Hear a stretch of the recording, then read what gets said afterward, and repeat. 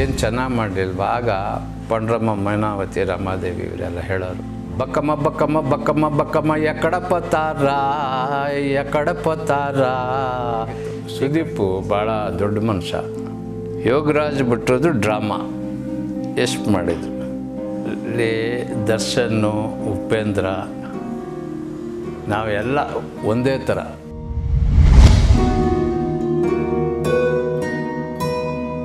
Sir Jaggesh ಅವರು ಅವತ್ತು ಹಾಗೆ ಇವತ್ತಿಗೂ ಹಾಗೆ ಎಲ್ಲರ ಸಿಕ್ಕಿದಾಗ ಬಾಯಿ ತುಂಬ ಮಾತಾಡ್ತಾರೆ. ಕೃಷ್ಣಣ್ಣ ಆ ಡೈಲಾಗ್ಸ್ ಒಂದು ಹೇಳಿ. ನಾನು ಡ್ರಾಮಾದು ಹಾಡುಗಳನ್ನ ಒಂದು ಸ್ವಲ್ಪ ಜಾಸ್ತಿ ಹಾಡ್ತಿದ್ದೆ. ಅವಾಗ ಹೇಳ್ತಾರೆ, ಅದು ಹೇಳ್ತಿದ್ದೆ ಯಾವುದೋ ಹೇಳಿ, ಕುಲವನರಿಯದೆ ತನು ಮನದಿಂದಲೂ ದೇಕೆಂತು ಮೆರವೆ ಹದಮ ನೀಚ ಬೀಳುವೈವೆ ನಿನ್ನ ದರ್ಪದ ಬಿಲ್ಲು ಬಾಣವನ್ನ. ಕುಲವನರಿಯದೆ ತನು ಮನದಿಂದಲೂ ದೇಕೆಂತು ಮೆರವೆ ದೇಕೆಂತು ಮೆರವೆ. ಚಪ್ಪಳೆ ತಟ್ಟೋರು ಏನಣ್ಣ ಅದು ಎಲ್ಲ ಇನ್ನೂ ನೆನಪಿಟ್ಕೊಂಡಿದೆ ಹೇಗೆ ಅಂತ. ಇಲ್ಲ ಅವಾಗೆಲ್ಲ ನಾಟಕ ಮಾಡ್ತಾ ಇರ್ಬೇಕಾದ್ರೆ ಪ್ರಾಕ್ಟೀಸ್ ಮಾಡ್ತಾ ಇರೋರಲ್ಲ, ಸಂಜೆ ಆದ ನಂತರ ಪ್ರಾಕ್ಟೀಸ್ ಮಾಡೋರು. ಆವಾಗ ಭಯ, ಭಕ್ತಿ, ಶ್ರದ್ಧೆ. ಅವರು ಪ್ರತಿಯೊಬ್ಬ ಕಲಾವಿದನೂ ಬಂದು ನಮಸ್ಕಾರ ಮಾಡ್ಕೋಬೇಕು. ನಾಟಕದ ಮಾಸ್ಟರ್ಗೆ ನಮಸ್ಕಾರ ಮಾಡಿಕೊಂಡು ಆಮೇಲೆ ಅವರು ಕೂಲ ಬಂದರಿಯದ ತನುಮನದಿಂದಲೂ ಅಂತ ಒಬ್ಬ ತೊಲವನರಿಯದೆ ತನುಮನದೆ, ತೊಲವ ಅಲ್ಲ ಕುಲವ, ಕುಲವ ತೊಲೆ ಅಂದರೆ ಮರದದು, ಕುಲವ. ಬಿಡಿ ಸರ್ ಆ ಟೇಜಲ್ಲಿ ಹೇಳ್ತೀನಿ ಅದ ಅಂತ. ಇಲ್ಲಪ್ಪ ಹೀಗೆ ಮಾಡ್ಕೊಂಡು ಹೋಗಬೇಕು, ನೀನು ಟೇಜಲ್ಲಿ ಹೇಳೋದಲ್ಲ, ಈಗೆಲ್ಲ ಪಕ್ವ ಮಾಡ್ಕೊಂಡು ಹೋದರೆ ಅದಕ್ಕೆ ಆಯಿತು ಬಿಡಿ ಮಾಡ್ತೀನಿ, ಈ ದಪ್ಪ ಬೇಡಿ ಬೇರೆ ತಗೊಳ್ಳಿ, ನಂದು ಇನ್ನೊಂದು ದಿವಸಕ್ಕೆಲ್ಲ ಸರಿ ಆಯ್ತೀನಿ ಅಂದರೆ. ಈ ನಾಟಕ once more, cinema one more. Once more ಅಂದರೆ ನಾವು ನಮ್ಮ ಪಂಡ್ರಬಾಯಿ ನಾಟಕ ಕಂಪ್ನಿಯಲ್ಲಿ ಇರಬೇಕಾದ್ರೆ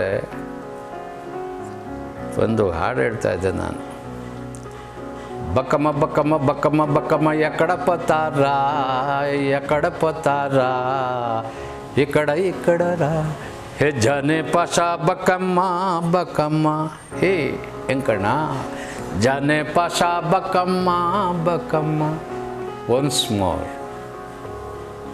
ಆಗ ಒನ್ಸ್ ಮೋರ್ ಒಂದಟ್ಟಿಗೆ ನಮಗೆ ಗಾಬರಿ, ಏನು ಚೆನ್ನಾಗಿ ಮಾಡಲಿಲ್ವ? ಆಗ ಪಂಡ್ರಮ್ಮ, ಮೈನಾವತಿ, ರಮಾದೇವಿ ಇವರೆಲ್ಲ ಹೇಳೋರು, ಚೆನ್ನಾಗಿ ಮಾಡ್ತಿದ್ಯಾ ಅದಕ್ಕೆ ಒನ್ಸ್ ಮೋರ್ ಅಂತ ಅಂತಾರೆ. ಚಪ್ಪಾಳೆ ಮತ್ತೆ ಮಾಡಿದ್ದೆ, ಚಪ್ಪಾಳೆ ತಟ್ಟೋರು. ಆಗ ಜನ ನೋಡಿ ನನಗೆ ಆನಂದ ಭಾಷ್ಮ, ಹಬ್ಬ ಜೀವನದಲ್ಲಿ ಚೆನ್ನಾಗಿ ಮಾಡಿದೀಯಾ, ಇನ್ನೊಮ್ಮೆ ಮಾಡು ಅಂತ ಹೇಳಿದ್ರಲ್ಲ, ಇದನ್ನು ಉಳಿಸ್ಕೊಂಡು ಬೆಳೆಸ್ಕೊಂಡು ಹೋಗೋದಕ್ಕೆ ಪ್ರಯತ್ನ ಮಾಡ್ತೀನಿ ಅಂತ ಹೇಳಿ ಇವತ್ತಿಗೂ ಹಾಗೆ ನಾನು ಪ್ರಯತ್ನ ಮಾಡ್ತಾಯಿದ್ದೀನಿ. ಆ ಪ್ರಯತ್ನನೇ ನಮ್ಮನ್ನು ಕಾಪಾಡ್ತಾ ಇರೋದು. ಇವತ್ತು ನಾನು, ನನ್ನ ಹೆಂಡತಿ, ನನ್ನ ಮಕ್ಕಳು, ನನ್ನ ಮೊಮ್ಮಕ್ಕಳು ಎಲ್ಲ ನೋಡ್ತಾ ಇದ್ದಾಗ ಈ ಥರ ಈ ಸಿನಿಮಾ ಬಂದಿತ್ತು ತಾತ ಅಂತ ನನ್ನ ಮೊಮ್ಮಕ್ಕಳು ಹೇಳಿದಾಗ, ಅಥವಾ ನನ್ನ ಮಗ ಏನು ಸ್ವಾಮಿ ಅಷ್ಟು ಚೆನ್ನಾಗಿ ಮಾಡಿದ್ದೀರಿ, ನನಗೆ ಗೊತ್ತೇ ಆಗಲಿಲ್ಲ ಸ್ವಾಮಿ, ಆ ಸಿನಿಮಾ ಹಾಕಿದ್ರು ನೋಡ್ದು. ಇದು ಹೀಗೆ ಒಂದೊಂದು ಒಬ್ಬರಿಂದ ಒಬ್ಬರು ಕಲಿಯೋದಕ್ಕೆ ಸಾಧ್ಯತೆ ಆಯಿತು, ಬೆಳೆಯೋದಕ್ಕೆ ಸಾಧ್ಯತೆ ಆಯಿತು.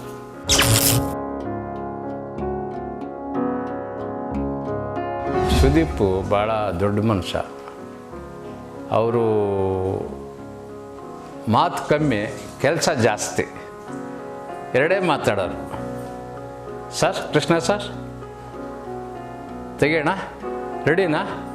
ಹಾಂ ರೆಡಿ ಸರ್. ಎಲ್ಲ ಆದ ನಂತರ cut, okay sir, thank you. ಅದು ಏನೋ ಒಂದು ಖುಷಿ.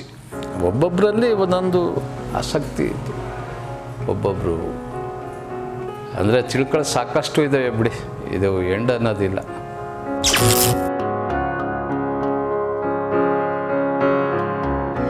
ಯೋಗರಾಜ್ ಭಟ್ರದ್ದು ಡ್ರಾಮಾ ಎಷ್ಟು ಮಾಡಿದ್ರು, ತುಂಡೆಕ್ಳು ಸವಾಸ ಮೂರತ್ತು ವಾಪಸ.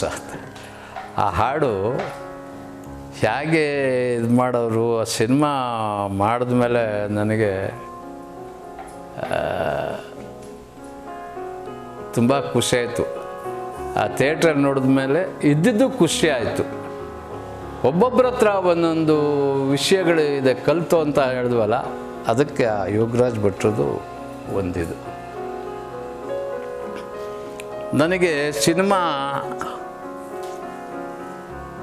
ಹಾಕಿದ್ರು, ನೋಡಿದ್ರ ಅಣ್ಣ ಅಂತ ಅಂದರು. ನೋಡಿದೆ ಅಂತ. ಮಾತಾಡ್ತೀರಾ? ಮಾತಾಡ್ತೀನಿ. ಸಿನಿಮಾ ಇಲ್ದಲೆ ಮಾತಾಡಿದೆ. ಓಕೆ ಅಣ್ಣ, ಫಸ್ಟ್ ಕ್ಲಾಸ್. ಸರ್ ಸಿನಿಮಾ ಹಾಕ್ಲೇ ಇಲ್ಲ, ನಿಮ್ಮ ಟೈಮಿಂಗ್ ಸೆನ್ಸು ಭಾಳ ಚೆನ್ನಾಗಿದೆ ನಿಮ್ಮದು, ಈಗ ನೋಡಿ ಅಂತ ಹಾಕಿದ್ರು. ನೋಡಿದಾಗ ಕರೆಕ್ಟಾಗಿ ಸಿಂಕ್ ಆಗಿದೆ. ಅಯ್ಯೋ ದೇವರೇ ಪರಮಾತ್ಮ, ಒಬ್ಬೊಬ್ಬರ ಹತ್ರ ಒಂದೊಂದು ವಿಷಯ ಇದೆ. ಯಾರನ್ನೋ ಹಾಗೆ ಹೀಗೆ ಅಂತ ಹೇಳಕ್ಕೆ ಹೋಗ್ಬೇಡ, ಕಲ್ತ್ಕೊಂಡು ಹೋಗ್ತಾ ಇರಬೇಕು. ದೋಡಿ ಸಾಗಲಿ ಮುಂದೆ ಹೋಗಲಿ ದೂರ ತೀರವ ಸೇರಲಿ ಅಂತೀವಲ್ಲ, ಹಾಗೆ ಒಬ್ಬೊಬ್ಬರ ಹತ್ರ ಒಂದೊಂದು ವಿಷಯ ಕಲಿತೆ. ಅದೇ ನಮಗೊಂದು ಖುಷಿ.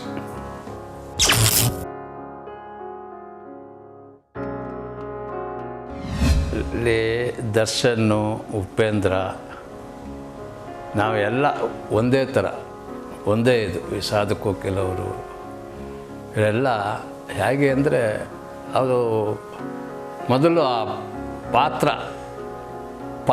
ಪಕ್ಕಡದಷ್ಟಾಗಿ ನಮಗೆ ತಿಳಿಸೋರು. ಅದು ನಮ್ಮ ಮನಸ್ಸಿನಲ್ಲಿ ಕೂತ್ಕೊಳ್ಳೋದು.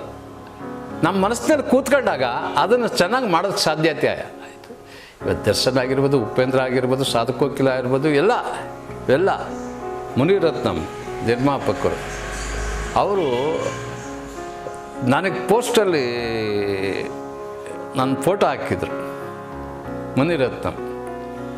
ಆಗ ಅಯ್ಯೋ ನಂದು ಫೋಟೋ ಇಲ್ಲ, ಮುನಿರತ್ನಂ ಅವರು ಹೊನ್ನವಳ್ಳಿಯವ್ರದ್ದು ಒಂದು ಫೋಟೋ ಹಾಕಿ ಒಂದು ಪೋಸ್ಟಲ್ಲಿ ಬರಲಿ ಅಂತ. ಆಗ ಅದನ್ನು ನೋಡಿ ಖುಷಿ ಆಯಿತು. ಕೆರಳಿದ ಸಿಂಹ, ಅನಾಥರು, ಆಮೇಲೆ ಎಲ್ಲ ಆಟೋಮೆಟಿಕ್ಕಾಗಿ ಬಂತು. ಕೆಲವು ಪೋಸ್ಟಲ್ಲಿ ಫೋಟೋನೇ ಇರಲಿಲ್ಲ, ಸಿನಿಮಾದಲ್ಲಿ ಜೋರಾಗಿರೋದು ಪಾತ್ರ. ಹೇಳೋಣ ಅಷ್ಟು ಜೋರಾಗಿ ಮಾಡಿದ್ದೀರಿ, ನೆನ್ನೆ ಹೋಗಿದ್ದೇವಣ್ಣ ನಿಮ್ಮ ಪಿಕ್ಚರ್ಗೆ.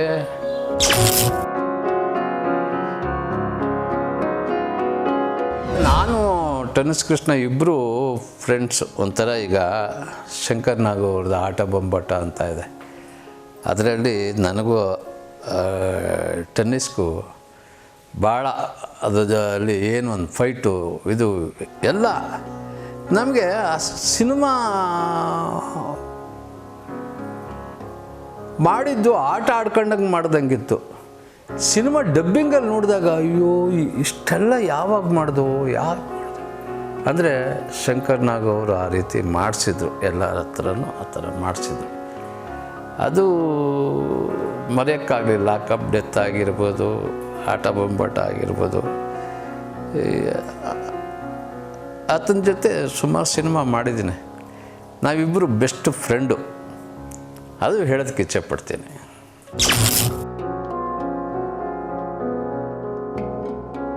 ಶಂಕರ್ ನಾಗ್ ಅವರು ಒಂಥರ ಗೆಳೆಯರ ಬಳಗ, ಎಲ್ಲರ ಜೊತೆ ಸರಿಸಮವಾಗಿ ಹೊಂದ್ಕೊಂಡು ಹೋಗೋರು. ಸಂಜೆ ಪ್ಯಾಕಪ್ ಆದಮೇಲೆ ಎಲ್ಲ ಅಸಿಸ್ಟೆಂಟ್ ಡೈರೆಕ್ಟ್ರು ಅವರು ಆರ್ಟಿಸ್ಟ್ ಎಲ್ಲ ಕೂತ್ಕೊಂಡು ಚರ್ಚೆ ಮಾಡೋರು. ನೆನೆ ತೆಗೆದಿದ್ದು ಸೀನೆಲ್ಲ ಹೇಗಿತ್ತು, ಇಲ್ಲ ಚೆನ್ನಾಗಿತ್ತು ಸರ್, ಅದೇನು ಒಂದು ಮೂರು ಮಾಡಬೇಕಾ, ಏನೂ ಇಲ್ಲ ಸರ್, ಕರೆಕ್ಟಾಗಿದೆ ಸರ್, ಅಕಸ್ಮಾತ್ ಆ ಥರ ಇದೆ ಒಂದ್ಸರಿ ನೋಡೋಣ, ನೋಡಿ ಸರಿಯಾಗಿ ಬರಲಿಲ್ಲ ತಕ್ಕೊಳ್ಳೋಣ ಅಂತ. ದಟ್ ಈಸ್ ಪಾಯಿಂಟ್ ಅದು.